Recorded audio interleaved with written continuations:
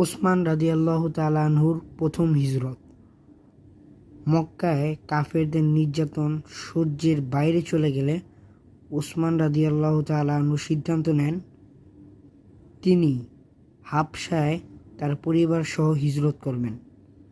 ইসলামের ইতিহাসে সপরিবারের প্রথম হিজরতকারী হিসেবে মহান এ গৌরব তিনি অর্জন করেন। হযরত লূত আলাইহিসসালামের পরে হযরত ওসমান রাদিয়াল্লাহু তাআলা আনহুই প্রথম ব্যক্তি যিনি সপরিবারে হিজরত করেন।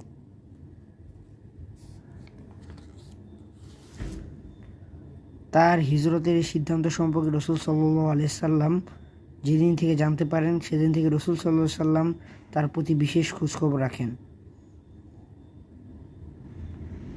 এবং তখন থেকেই বিভিন্ন লোকজন রাসূল সাল্লাল্লাহু আলাইহি সাল্লামের কাছে নিকট এসে জানান যে আপনার কন্যা ও আপনার জামাতাকে হিজরত করতে দেখেছি, এবং সেখানে তারা জানান আপনার কন্যা একটি দুর্বল উটের পিঠে সাওয়ার করে আছে এবং আপনার জামাতা সেই দুর্বল উটটিকে টেনে নিয়ে যাচ্ছেন। রাসূল সাল্লাল্লাহু আলাইহি সাল্লাম তাদের জন্য দোয়া করেন। এ কথা শোনার পর